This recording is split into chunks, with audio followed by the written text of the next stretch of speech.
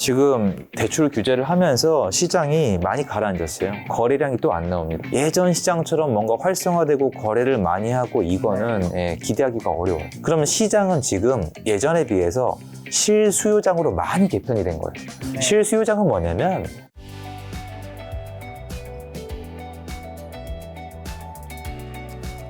반갑습니다. 오늘 저녁 9시 촬영하고 있는데 화면이 아주 까맣네. 속이라도 하얀 거 입고 올까? 까맣고 지금 둘 다 안경도 까맣대로 해가지고 누가 보면 뭐 동아리인지 알겠네 같은. 다행히 뭐 배경이 밝으니까. 자, 오늘 이제 부동산 또 여쭤보려고 오늘 얼음공장에 모셨는데 얼음공장에 오늘 하루 종일 또 너무 바쁘셔서 일과를 다 마치시고 저녁 9시에 저희가 촬영하고 있습니다. 여러분들에게 부동산에 도움이 되는 정보 드리려고 하는데 그 사이에 트럼프가 대통령이 당선되었습니다. 트럼프 2.0 시대 2025년부터 열리죠. 혹시 요게 한국 부동산 시장에도 영향이 있나요? 참 얘기하기가 애매합니다. 왜냐면 미국의 이제 지금 트럼프 진영, 공화당이 대선에서 이겼을 때는 역사적으로 한국 부동산 시장은 좋았어요. 그러니까 민주당이 됐을 때보다 공화당이 됐을 때가 좋았어요. 그래서 아시겠지만 전 연도별로 막 파고든단 말이에요. 100% 좋았던 건 아니고 좋았던 확률이 높다는 거죠. 예. 근데 훨씬 높아요. 만약에 그냥 확률적으로 얘기하면 트럼프가 당선됐으면 한국 부동산 시장은 좋은 시기가 올 확률이 높다라고 얘기할 수가 있지만 파고들어서 그 연관성을 계산해 보면은 딱히 발견되는 게 없어요. 왜냐면 미국 대통령, 미국은 주택시장에 규제를 많이 안 하거든요. 거의 안 해요, 사실은. 근데 이게 한국 부동산 시장과 뭔가 연결점이 있다고 찾아내는 게 요걸 찾아내면 요게 틀리고 저걸 찾아내면 요게 틀리고 이런 식으로 되더라고요. 근데 아무래도 이분들이 자유시장 경제 그리고 좀 기업을 살리고 좀 뭔가 이렇게 규제하는 것보다는 좀 풀어주고 돈도 풀어주고 이런 걸 좋아하다 보니까 한국이 미국에 굉장히 큰 영향을 받잖아요. 환율에서부터 우린 수출국가니까 금리에서부터 뭐 지금 한국은행 총재도 인정한 사실이잖아요. 한국 금리는 우리 혼자 결정하는 게 아니다. 그렇죠. 미국을 따라갈 수밖에 없고 기축통화를 가진 미국에서 나오는 모든 그런 유동성과 영향력을 굉장히 직접적으로 받는 국가 중에 하나가 한국이기 때문에 부동산 시장은 결국에 예전에 금리 말씀드렸다시피 경제 전반적인 영향을 받으니까 부가적으로 영향을 받지 않을까라는 생각을 하고 있습니다. 근데 지금 작가님은 트럼프 2.0 시대의 부동산을 이제 저한테 질문을 주셨지만 사실 지금 부동산까지 사람들이 생각도 안 해요. 이미 이제 트럼프가 당선이 되면서 테슬라, 비트코인 뭐 사실 이 두 가지밖에 없는 것 같아요. 그 넘어서 아예 미국 주식시장에 대해서 지금 이미 일부 동네에서 하나의 움직임이 있어요. 정말 특이한데 어떤 거냐면 약간 자산이 있는 분들이 부동산을 가지고 있는 시장에서 사실 예전에는 자산이 많이 갖고 있으면 부동산을 여러 채 사서 세팅이 됐어요. 실제로 많이 하셨거든요. 그리고 그분들은 우량한 거 한 채보다 좀 가성비 나오는 거 두세 채나 다섯 채 정도가 더 인기가 있을 수 있다는 걸 알고 계시는 분들인데 지금은 그게 아예 불가능해요. 아예 그렇게 세팅하면 안 돼요. 무조건 똘똘한 한 채로 해놔야 되거든요. 그래서 돈이 남아요, 이분들은. 그러니까 이분들은. 내수 경기 너무 안 좋고 힘든 분들이 훨씬 더 많은데 예를 들어서 지금 뭐 최소한 잠실이나 강남 3, 4구나 마용 성광에 좋은 아파트 단지 갖고 계신 분들은 워낙 현금 동원력이 좋으신 분들이라서 그 집을 사고도 자금이 남아요. 그래서 이 돈을 가지고 미국 쪽에 에셋 파킹을 해야 된다. 그래서 제가 봤을 땐 부동산 시장에서도 제가 가서 확인했을 때는 자금 유출이 있어요. 지금 우리 코스피 코스닥에서만 유출된다고 말씀들을 하시는데 이게 지금 제가 실제로 확인하거나 그런 건 아니에요. 근데 그 얘기가 예전에 나오던 얘기는 아니에요. 그러니까 한국 부동산 시장에 투자할 돈. 근데 많은 분들이 그래요. 한국 부동산에 투자하는 거 나쁜 거 아니냐. 근데 사실은 그게 어쨌건 임대차 공급 물량으로 넘어가는 건 맞거든요. 이분들이 돈을 벌든 안 벌든 세금도 나가고요. 이럴 돈이 미국 주식시장이나 비트코인 장으로 갈 수도 있다. 그리고 아직 트럼프 2.0 시대의 한국 부동산 시장을 논하기에는 너무 지금 한국 부동산 시장의 시스템 자체가 만만치가 않다. 왜냐면 공화당 시절에 한국 부동산 시장이 좋았다고 치면은 어쨌건 유동성이 풍부해서 좋았을 거 아닙니까?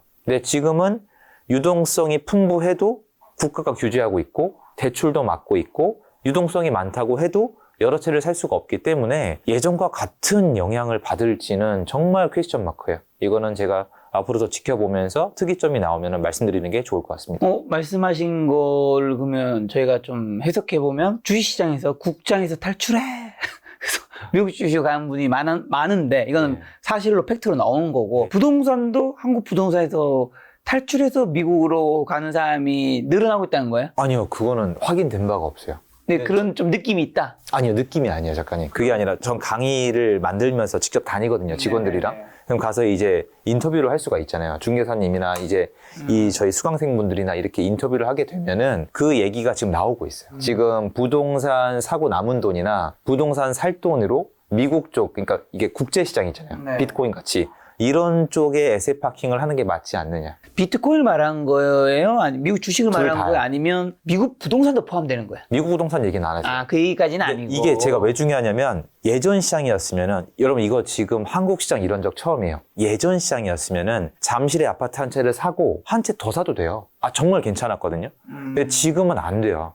지금은 집이 여러 채면 너무 불리해요. 그러니까 이 자금 있잖아요. 돈 많으신 분들. 돈 많으신 분들이, 돈 없는 분들이 지금 너무 힘들기 때문에 그런 거 생각 안 하세요. 이분들이 한국에 몇 채 더 살 돈이 유출될 확률은 있어요. 그러니까 현장 전달, 이거 뭐라도 전달해드리고 싶어서 말씀을 드립니다. 알겠습니다. 현장에 목소리 잘 들었고요. 자, 주택공급 88 방안 후속 조치로 국토교통부에서 최근에 예. 서울 2만 호 포함 수도권 신규 택지 5만 호 발표했습니다. 예. 저 같은 사람은 이게 발표한 건 아니지만 무슨 내용인지 잘 모르는 전 전문가가 아니기 때문에 요거 어떤 내용 담겼고 부동산 시장의 영향 어떻게 될까요? 요거 면밀히 말씀을 드리겠습니다. 일단 요번에 4군데 지정을 했습니다. 이게 88 대책의 후속 조치죠. 실제로 네. 하기로 했던 건데 일단 고양시, 그리고 의정부시, 그리고 의왕시, 그리고 이제 서초구의 양재 시민의 숲이랑 과천 사이에 서리풀 그쪽인데 사실 여러분 주변을 둘러보시면은 지금 나머지 3곳 있죠. 경기도. 네. 여긴 사람들이 얘기도 안 해요. 네. 그러니까 인기가 없으니까요. 그 지역이, 그러니까 사람들은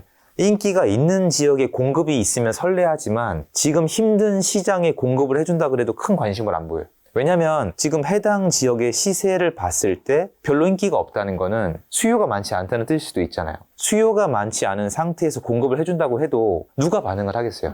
대기 수요자가 반응을 해야 되거든요. 네. 근데 실제로 얘는 언젠간 공급은 될 거예요. 근데 1차적으로 말씀드릴 부분은 오래 걸려요. 그린벨트는 굉장히 오래 걸립니다. 아마 2030년은 돼야지 윤곽이 나올 거예요. 짓는다가 아니라 윤곽. 윤곽. 예, 근데 현재 정권이 27년도까지니까 이건 아무래도 네. 진행되는 상황을 좀 지켜봐야 돼요. 이 중에서는 이제 서초가 제일 인기 많다는 거죠. 서초구가 압도적으로 관심이 잠깐만요. 많아요. 근데 서울 2만 호 수도권 신규 택지 5만 호잖아요. 예, 예. 근데 총 4군데 발표했다는 거는 다 2만 호가 서초구인 거예요? 그렇죠. 서초구 2만 호 맞아요. 근데 그 2만 호 중에 일반 분양이 절반이 안 될 거예요. 네. 임대 쪽으로 뺄 겁니다, 아마. 네. 절반 조금 넘게 뺄 것 같은데요. 그럼 일반 분양은 아마 1만 호 안팎이잖아요. 저희 그 헬리오시티가 9,500세대란 말이에요. 네네. 그 정도 하나가 입주가 될 건데 언제 될지는 몰라요. 근데 사람들이 왜 관심을 갖냐면은 이명박 정권 때 그린벨트를 풀어서 4곡지구, 3곡지구에 공급을 해줬어요. 네. 오래 걸리긴 했지만 여기가 평당 분양가가 평당 1,000이었어요. 34평짜리 소초구 아파트가 3억 5천에 분양을 했단 말이에요. 그린벨트의 가장 큰 차이점은 압도적으로 저렴한 분양가예요. 그래서 그린벨트를 푸는 본 목적은 뭐냐면은 지금 현재 부동산 시장의 수요를 뒤로 미루는 거예요. 그러니까 우리가 저렴하게 새로 지어줄 테니까 지금 사지 말고 좀 대기를 해봐요. 좀 기다려 보세요가 돼야 돼요. 그래서 그 당시 이명박 정권은 사전 청약을 했어요. 사전 청약으로 나중에 저렴한 분양가 나올 거를 미리 잡아두시고 분위기 조금 잠재우려고. 그렇죠. 그리고 집을 사지 말고 무주택자로 유지를 하세요. 근데 지금 문제는 사전 청약 제도를 없앴어요. 그러니까 이명박 정권 내 시스템을 어떻게 돌렸었냐면은 사전 청약을 통해서 그린벨트를 푼 땅에 엄청나게 저렴한 공급을 해줌으로써 이 사람이 현재는 무주택자지만 네. 주택을 가진 것 같은 시스템을 만들어서 그러게요. 그때까지 기다리게 만들면서 네. 이분은 전세로 가 있게끔 전세자금 대출을 풀어줬어요. 근데 지금은 전세자금 대출도 어렵고 사전 청약도 없어요. 그래서 이게 사실은 분명히 어디인가에는 수요를 뒤로 미루는 효과가 있겠지만 예전만큼의 효과를 기대하기도 어렵고 네. 시간이 오래 걸릴 것이고 네. 공급량이 충분하다고 파악하고 있지 않기 때문에 네. 그리고 이 위치를 보시면은 3개 신도시랑 위치가 비슷해요. 그럼 또 거기만 힘들어지는 거예요. 그래서 서울 집값을 잡기에는 뭐 이미 이 시기나 방향이나 여러모로 많이 부족해요. 그래서 저는 개인적 판단에 이 발표가 큰 의미는 없다. 부분적으로 효과는 있겠으나 효과가 있으려면은 사전 청약도 필요하고 그리고 사람들이 인기 있는 지역에 충분히 공급을 해줘야 되는 것이고 그리고 전세 시장으로 사람들을 보낼 만큼 전세 시장을 활성화시킬 수 있어야 되는데 이 밸런스가 맞지 않은 상황이기 때문에 이번 발표가 효과가 지금 단계에서는 크다고 보기 어렵다라고 생각을 해요. 자, 그러면 말씀하신 분양이나 입주는 정말 빠르면 예. 정말 빠르게 했어요. 언제부터 가능하다고 보세요? 이건 정말 신의 영역이에요. 언제부터 될지에 대해서는 이게 환경단체 문제도 있고 야당 문제도 있고 그리고 이제 중간에 정권이 어떻게 될지도 모르기 때문에 내년이 2025년이잖아요. 예. 3년 잡고 2028년부터. 그건 불가능한. 어림없고요. 한 2030년이 좀 빠른 편인 건가요? 아니요, 한 2035년 정도 생각하면 되게 머나먼 일이고. 예, 오래 걸립니다. 오래 걸립니다. 이 쉬운 일이 아니기 때문에. 근데 또 어떤 분은 저 같은 이제 불인이는 예. 야 서초구 2만 세대 들어오네. 서초구 이제 박살 나겠네. 이렇게 말씀하시는 분 있을 수 있잖아요. 그러니까 아까 말씀드린 게 네. 부분적으로 효과는 있겠으나가 이거예요. 부분적으로 효과는 있겠으나. 근데 지금 이거에 대해서 난 지금 서초구에 집을 살 건데 기다리겠다. 그러니까 지금 이게 나머지 세 곳은 아직 큰 관심을 못 받고 있는데 네. 서초구에 많은 관심을 보이고 계시잖아요. 지금 시장에 나가보시면 이분들이 그린벨트 풀었다고 나중에 사겠다고 하는 분이 보이질 않거든요.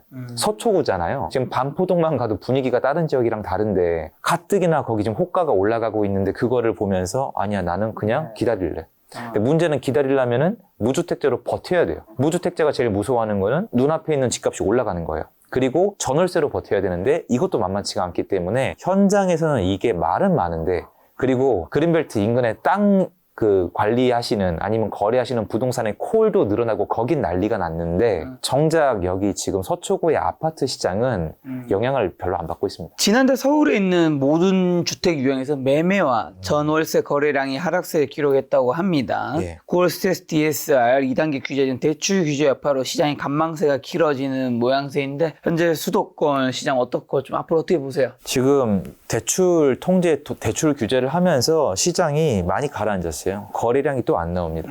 그래서 시장이 예전 시장처럼 뭔가 활성화되고 거래를 많이 하고 이거는 예, 기대하기가 어려워요. 서울에 지금 아파트 거래량 뭐 어떻게 되죠? 지금 9천 건까지 찍었다가 3천 건까지 내려왔습니다. 9천 건까지 그게 7월이었나요? 7월이었습니다. 7월달, 8월달, 9월달 내려오면서 지금 9월달에 3천 건을 찍었고 그리고 이제 이번에 10월달에 아마 3천 건에서 4천 건 사이를 찍을 것 같은 예, 데이터로 가고 있습니다. 전에처럼 뭐 1,000건 미만으로 또 가고 그러진 않네요. 아직은 아니죠. 헬리오시티 입주할 때가 2,000건 밑으로 내려왔었는데 대출 통제에 이어서 11월 27일부터 둔촌주공 포레온 입주 기간이에요. 입주 기간에는 입주하는 단지가 인근의 유동성이나 거리량을 다 잡아먹거든요. 쫙 빨아들인단 말이에요. 그래서 사실상 포레온 입주 기간인 11월 달 앞뒤로 한 2달 잡아서 9월, 10월, 11월, 12월, 1월, 2월 한 6개월 정도는 거래 침체가 원래 예상이 됐는데 뜻밖의 정부가 굉장히 강력한 대출 규제 드라이브를 걸면서 이게 더 극도로 나오고 있습니다. 그래서 거래량이 많이 엄청나게 바닥에 납작 눌러진 건 아닌데 3천 건이면은 사실 여러분이 서울에서 집을 팔고 싶은데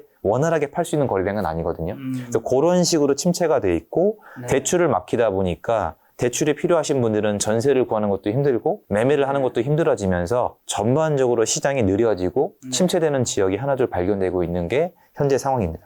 그러면 지금 거래량 떨어졌고 예. 대출 막혔고 예. 이걸 가지고 하락 얘기하시는 분들은 이제 집값 조정을 겪거나 밑으로 내려갈 것이다 얘기하는데 그렇게 보시는 입장인가 아니면 이건 일시적인 상황인가요? 여기서부터 우리는 이제 새로운 시야를 가져야 돼요, 작가님. 새로운. 제가 저번에 나왔을 때 말씀을 드렸는데 많은 분들이 9월 달에 넘어서 11월 달부터 9월 달이 이제 입주 기간 2달 전이니까 입주장은 결국에는 내가 11월 달에 포레온에 입주를 해야 되니까 여기 전세로 들어가든 매매를 사서 실거주를 하든 간에 기존에 살던 집을 비우고 나가야 되잖아요. 그럼 2달 전부터 이렇게 계약을 하니까 9월 달부터 포레온에 입주할 사람들이 기존의 집을 비운단 말이에요. 여기저기서. 그 효과예요, 사실은. 이 사람들이 동시에 움직이는 거예요. 한국의 자동차 대수가 똑같아도 안 막힐 때가 있고 막힐 때가 있잖아요. 그렇죠. 그러니까 이 전체 집수가 중요한 게 아니라 얼마나 동시다발적으로 똑같은 방향으로 움직이냐가 교통 체증을 일으키는 거잖아요. 부동산도 마찬가지예요. 근데 부동산은 이 몰림이 가격 변동으로 이어지거든요. 그래서 9월 달부터는 시장이 거래량도 가라앉고 아마 10월, 11월 달 넘어가면서 조정이 되거나 거래 하락을 예측한 분들이 굉장히 많았을 수밖에 없고 그렇게 예측하는 게 원래 맞아요. 왜냐면은 이런 입주가 옛날에 08년도에 잠실 입주, 18년도 하반기에 헬리오시티 입주가 있었는데 그때 다 그랬어요. 시장이 박살이 났었어요. 헬리오시티는 2018년도 말부터 2019년 중반까지 수도권 시장 자체를 아예 잡고 흔들어 놨어요. 잠실 때는 더 했고요. 그러면 당연히 통계를 봤을 때 이번 입주장에 시장이 붕괴될 것이다 또는 흔들릴 것이다 조정이 있을 것이라고 얘기하시는 게 원래 맞아요. 그리고 많은 분들이 많은 분이라고 할 것까지는 아니겠지만 요 시기에 집을 사면 된다. 한 30% 할인 가격이 나올 거니까 그렇게 컨설팅을 하신 분들이 많아요. 왜냐면 제 수강생분들이 거꾸로 저한테 그걸 말씀을 하시더라고요. 왜 이렇게 시장이 그렇게 안 흘러가냐. 시장이 변했음을 이번 포레온 입주장을 통해서 우리는 인정을 해야 된다고 저는 생각을 해요. 굉장히 중요한 파트야. 너무너무 중요한 파트고 지금 이 변동을 사실 주요 입지의 집을 갖고 있는 분들은 눈치를 채고 계세요. 뭐냐면은 우리가 분양시장이 있으면은 분양시장에 사실 투자하는 분들이 항상 많아요. 꽤 있습니다. 항상 그 시기마다 사람이 좀 바뀌지만 실수요만으로는 분양을 다 못 끝내요. 왜 그러냐면 여러분이 좋아하시는 경희공자이, 마레프, 그냥 마곡지구, 레미안데츠 팰리스, 아니면 반포에 여러 가지 아파트들 있잖아요. 거기 예전에 다 미분양이었어요. 광교 신도시도 미분양이었고요. 위례 신도시도 미분양이었어요. 지금 막 2배, 3배가 된 아파트가 다 미분양이었어요. 훨씬 더 저렴했고. 하지만 실수요자들도 분양 안 받았어요. 왜냐면은 내가 집을 사서 가격이 내려가잖아요. 그러면 항상 수학을 해보면은 전월세가 훨씬 유리해요. 왜냐면 집값은 100만 원씩 안 떨어지거든요. 몇천, 몇 억씩 떨어지잖아요. 시장이 안 좋으면 실수요자도 절대 분양을 받지 않아요. 이 분양시장에는 투자하시는 분들, 전월세를 제공할 분들이 필요해요. 왜 그러냐면 새 아파트 생겼죠. 살아보고 싶은 사람은 많단 말이에요. 그러면 누군가 소유권을 가져와서 전월세를 제공을 해줘야 될 거 아니에요. 이 밸런스가 한국 40년 부동산의 역사예요. 다 존재해요. 무주택자, 아니면 갈아타기, 그리고 투자자가 함께 만들어 온 시장인데 지난 정권과 현재 정권이 강력하게 드라이브를 걸면서 투자하는 사람이 없어요. 정서적으로 없다는 게 아니라 테크니컬하게 들어올 수가 없어요. 못 들어옵니다. 그래서 실제 입주해서 거주할 사람만 분양을 받는 방향으로 계속 법을 거쳐왔어요. 그리고 이 분양받은 사람들도 다주택자가 있을 수가 없어요. 포레온을 가보시면은 이 사람들이 지금 돈이 많거나 경제력이 튼튼해서 버티는 게 아니에요. 그러니까 일단 나중에 다시 말씀드리겠지만 포레온 입주장이 지금 가격이 내려가고 있질 않아요. 올라가고 있습니다. 그러면 이게 도대체 어떻게 된 거냐? 내려가는 게 정상이에요. 근데 왜 거꾸로 조금씩 올라가고 있거나 버티고 있느냐? 결론적으로 여기서 급하게 저렴한 전세나 저렴한 매물을 내놓을 사람이 없다는 거죠. 왜냐면 집이 여러 채가 아니니까. 그리고 내가 입주할 사람이 많으니까. 그리고 워낙 시장이 어려웠기 때문에 이런 어떤 자기가 원치 않는 상황에 대해서 대비를 해놨으니까. 그러면 시장은 지금 예전에 비해서 실수요장으로 많이 개편이 된 거예요. 그럼 실수요장이 뭔데라고 물어보실 거예요. 네. 실수요장은 뭐냐면 여러분이 들으시면 편하신 것처럼 실수요가 훨씬 더 압도적으로 많이 있다는 거예요. 내 집 한 채에 내가 산다. 이 개념이 예전부터 훨씬 더 짙어진 거예요. 뒤집어 얘기하면은 다주택자 투자자가 많이 없어졌다는 거예요. 야, 그럼 다주택자 투자자가 뭐 하는 애들인데 다주택자 투자자는요. 순수 매도하는 사람들이에요. 자, 제가 집이 한 채밖에 없어요. 갈아타기 할 거예요. 그럼 내 거 한 채 팔았죠. 그리고 한 채 사잖아요. 매도 매수죠. 그 내가 이제 집이 하나도 없는 사회 초년생이에요. 집을 이제 살 거예요. 그럼 순수 매수만 하죠. 그럼 따져보면은 팔기만 할 수 있는 사람은 다주택자예요. 그래서 이 사람들이 차익 실현, 돈 남기고 던지고 나가는 주체예요. 그리고 이 투자를 유지하기 위해서 남의 돈을 끌어다 쓰죠. 이 중에 하나가 전세예요. 전세도 빨리빨리 놓고 싶어 하는 사람들이 투자자예요. 이 사람들이 없으면은 당연히 시장에 이 사람들이 없어짐으로써 정부나 국민들이 원하는 효과도 나올 수도 있지만 이 사람들이 시장에 하는 역할이 있었기 때문에 40년 동안 같이 시장이 있었던 거거든요. 이 사람들은 전월세를 제공을 하고 시장 상황에 따라서 급매나 급전세를 내놓는단 말이에요. 근데 이 사람들이 이제 없잖아요. 그 결과물이 이거예요. 그래서 입주장이 예전과 다른 거예요. 그리고 저는 이번에 포레온 입주하기 전에 이거를 미리 예측을 드렸어요. 강의에서. 제가 어떻게 이걸 예측을 제대로 할 수 있었냐면은 검단 신도시 가보면 티가 나요. 인천은 검단 입주가 아직 안 끝났어요. 근데 입주하는데 이미 회복해서 올라가고 있거든요. 그리고 대구는 입주 물량을 따지면 지금 더 내려가고 있는 게 정상인데 이제 바닥에서 안 움직여요. 그럼 바닥에서 가면은 이게 시장이 살아나고 있느냐? 아니에요. 전세도 안 나가고 매도도 잘 안 돼요. 하지만 집을 갖고 있는 분들 중에 더 이상 그 가격에 팔거나 그 가격에까지 내려서 전세를 놓을 분들이 잘 없어요. 이게 이분들이 돈이 많아진 게 아니고요. 이렇게 저렴하게 내놓을 수 있는 사람들이 날라갔어요. 2년 반 동안. 그분들이 거래한 그 적은 거래량이 시장을 붕괴시킨 거예요. 가장 저렴하게 전세도 놓고 매도도 했거든요. 그러니까 이분들이 많이 사라졌기 때문에 이분들이 사라졌다는 제 주장이 아니라 포레온 입주장을 가보시면은 시장이 왜 이렇게 변했지? 그러니까 두 가지예요. 포레온 입주는 엄청난 입주량이고 역사에 남을 입주량인데 강동구 대장 입지에 12,000세대 단일 단지인데 한날 한시에 입주를 하는데 왜 시장이 버티지? 이게 말이 되나? 이거랑 그렇다면 이게 이유가 뭐지? 혹시 시장을 구성하는 사람들이 변했나? 이 질문까지 이어지면은 지금 시장의 변동이 이해가 되실 거고 실수요장이잖아요. 그럼 이 실수요, 가수요가 없이 실수요들이 가장 원하는 곳 여기는 다른 세상인 거예요. 똘똘한 한 채, 거기만 사야 되니까 그게 이제 거기서도 티가 나고 여기서도 티가 나는 거죠.